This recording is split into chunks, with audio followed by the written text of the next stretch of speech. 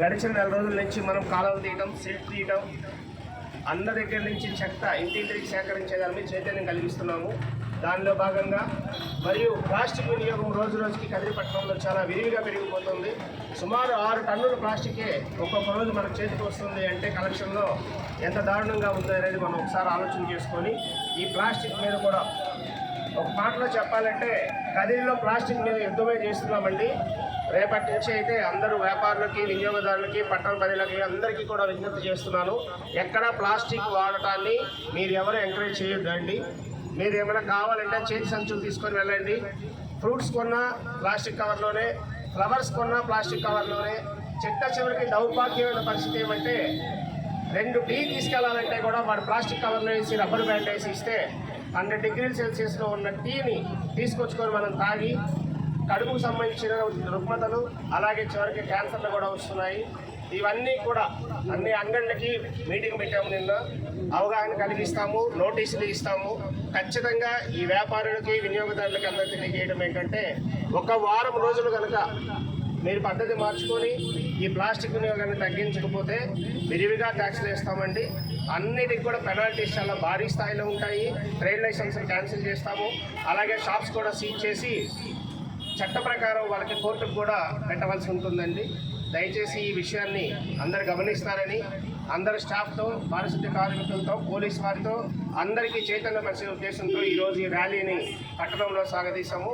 అలాగే ఇది ఈ రోజుతో అయిపోతుంది. ప్రజల్లో ఒక అపోహ ఉందండి. కొన్ని రోజులు వస్తారు, ఒక వారం తర్వాత ఎవరు పట్టించుకోరు, ఒక 10 రోజుల తర్వాత అందరూ మర్చిపోతారు, మళ్ళీ మన పని మనం యథావిధిగా అమ్ముకోవచ్చు, మనల్ని ఎవరు అడగరు అనే ఒక అపోహ ఉందండి. ఇంకా ఆ అపోహలన్నిటికీ కాలం చెల్లిపోయింది. ప్రతిరోజు దాడులు చేస్తామండి. మొత్తం 25 టీములు వేసాము ఊర్లో. ఒక్కొక్క టీంలో 4 ఉంటారు. 100 మంది ప్రతిరోజు అన్ని షాపులు, టీ అంగళ్ళు, అలాగే కూరగాయలు అమ్మే దగ్గర, ఫ్రూట్స్ అమ్మే దగ్గర, ఫ్లవర్ మార్కెట్స్లో అన్నింటిలో ప్రతిరోజు దాడులు చేస్తారండి. ప్రతిరోజు వాళ్ళ దగ్గర నుంచి కలెక్ట్ చేసి పెనాల్టీస్ అన్ని వసూలు చేస్తాము. సార్ మరి ఎలాగ వీటిని అంటే ఫ్రూట్స్ని న్యూస్ పేపర్లో కట్టి దారంతో తీసుకెళ్ళొచ్చు. న్యూస్ పేపర్ ఈజీగా మట్టిలో కలిసిపోతుంది. ఫ్లవర్స్ తీసుకునే వాళ్ళు కూడా న్యూస్ పేపర్లో కట్టుకొని తీసుకొని వెళ్ళొచ్చు. ఏదైనా టిఫిన్ తీసుకురావాలి ఇంట్లో వాళ్ళకి అని అంటే చేతి సంచులు ఉపయోగించవచ్చు, స్టీల్ బాక్స్ తీసుకెళ్ళొచ్చు, లేదంటే మన చేతిలో ఉన్న ఏదైనా తీసుకొని వెళ్ళి మనం తెచ్చుకోవచ్చు. అది కూడా కాదు, ఇంకా నేను ఖచ్చితంగా తీసుకోవాల్సిందే అంటే క్లాత్ కవర్స్ ఉన్నాయి. బట్టల షాప్ వాళ్ళు, అలాగే హోటల్స్ అంగళ్ళ వాళ్ళకి అందరికీ చెప్తున్నానండి, జూట్తో, కాటన్తో చేసిన బ్యాగ్స్ ఉన్నాయి. వాటిల్లో పెట్టి అవి మాత్రమే వినియోగదారులకు ఇవ్వవలసిందిగా మరీ పట్టణ ప్రజలను కోరుతున్నామండి. ఈ రోజు నుంచి ఒక వారం రోజులు మా వాళ్ళు ప్రతి ఒక్కళ్ళకి మీ గడపలోకే వచ్చి విన్నవించుకొని బతిమలాడి బామాడి మీకు చెప్తారండి. 1వ తారీఖు నుంచి ఈరోజు మొదలు 31 వరకు మేము చెప్పవలసిందంతా ప్రజలకు అవగాహన కలిగిస్తాము, చెప్తాము.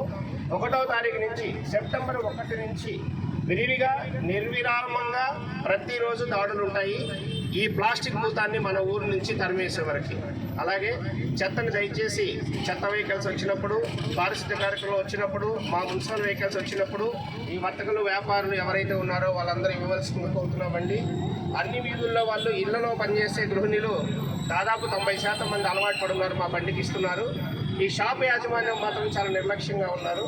వీళ్ళందరూ కూడా పద్ధతి మార్చుకొని మాకు అవన్నీ ఇచ్చినట్లయితే మన కదిరి అభివృద్ధికి, మన కదిరి పారిశుద్ధ్యానికి సహకరించిన వారు అవుతారు. తద్వారా ఈ దోమల బెడద, ఈ కుక్కలు, పందులు, ఈ వేస్ట్ అంతా ఎక్కడైతే ఉంటుందో అక్కడే కుక్కలు ఎక్కువ ఉంటున్నాయి. అలాగే ఈ పందుల సంచారం కూడా ఎక్కువగా ఉంటుంది.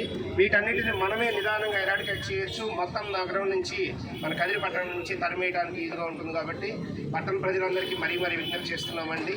దయచేసి మున్సిపల్ సిబ్బందితో, పోలీస్ సిబ్బందితో సహకరించి మెరుగైన సమాజం కోసం మీరందరూ పాటుపడతారు అని, మంచి కదిరిని మన ముందు తరాల వారికి ఇవ్వడానికి ఈ రోజు నుంచే అందరూ కలిసికట్టుగా పనిచేయాలని కోరుకుంటూ అందరికీ ధన్యవాదాలు తెలియజేస్తున్నానండి.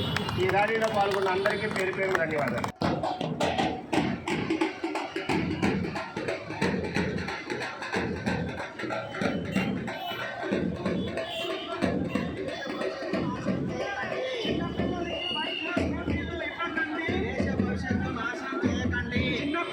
బైక్లు, స్కూటీలు ఇవ్వకండి. దేశ భవిష్యత్తు